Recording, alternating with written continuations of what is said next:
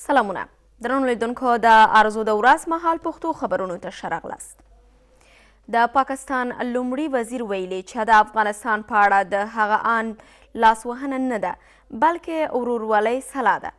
عمران خان ویلي که چیرې افغان چارواکي غواړي ولسمشریزې ټاکنې د سولې د بهیر یوه برخه شي دې ته اړتیا ده تر څو لنډمهاله حکومت رامنځته شي.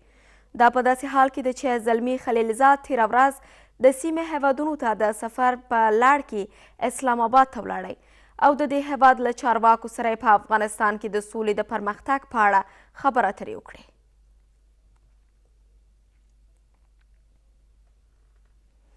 حامد کرزی وایي ان که دولت له طالبانو سره د سولې په خبرو اترو کې ګډون هم ونه کړي باید د خبرو اترو له لارې په افغانستان کې د سولې د رامنځته کولو په موخه هڅې ونه درول شي.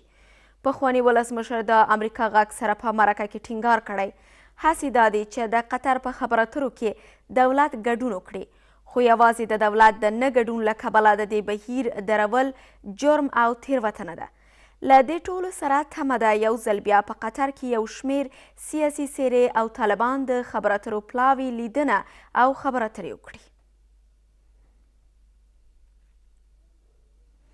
هغه څه چې په افغانستان کې تیریږي د روسیې پر روسیې هم اغیزې ښودلی شي.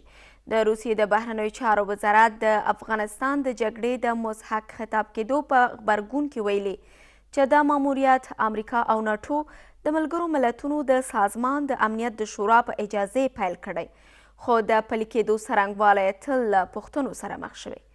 ماریا زخروا ټینګار کوي چې افغانستان روسیې ته نږدې دی له همدې کبله هر هغه څه چې په دې هیواد کې ترسره کیږي د روسیې پر وضعیت هم اغیز کوي.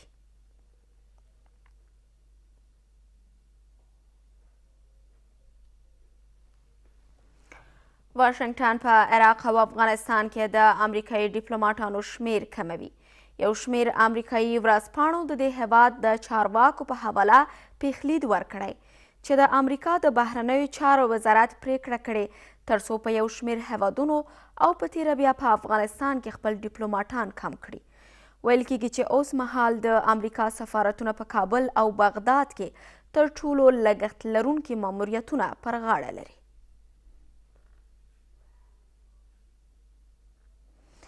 یو شمیر ایټالیوي جراحان دلته مزار شریف ښار ته د شونډو چاک او کامچاکه ماشومانو د درملنې لپاره راغلي. دا ډاکټران چې شمیر یې 14 تنو ته رسیږي تمه ده تر راتلونکو یوې اونۍ پورې په وړیا توګه 100 تنه د شونډو او کامچاکه ماشومانو درملنه وکړي او دا ډاکټران د 4 کلونو راپدې خوا افغانستان ته راځي او توانېدلي تر دم ګړۍ څه د پاسه د 200 هغه ماشومانو چې د شونډو چاک لري درملنه وکړي.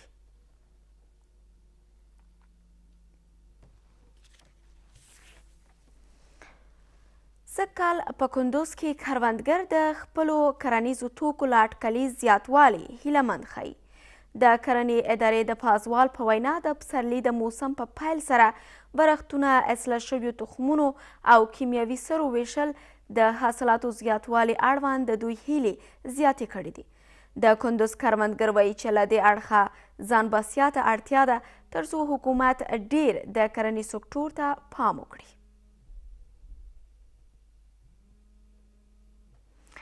د نوي روزنیز کال له پیل سره په کندهار کې زده کوونکي د درسي کتابونو له نشتونوالي شکایت لري.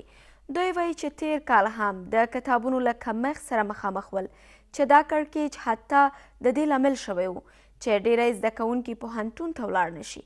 په همدې حال کې د کندهار د پوهنې ریاست په دې ولایت کې د دې کړکېچ حل لپاره د هڅو له پیله خبر ورکوي. د لیبیا د ملي وفاق دولتي ځواکونو اعلان وکړ چې د ترابلس هوایي ډګر کنټرول چې مخکې د هفتر خلیفه پوځ لخوا تر ولکې لاندې راغلی و بیرته په خپل واک کې راوست.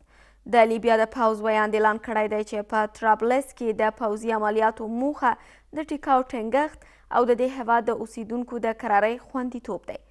په همدې حال کې د لیبیا په ختیځ کې د ژنرال خلیقه هفتر او د ملګرو ملتونو سازمان ستر منشي ترمنځ د خبرو اترو له ماتې سره هم مهاله د دې پوځي قومندان پوځ له څو لارو د ترابلس په لوري پرمختګ وکړ.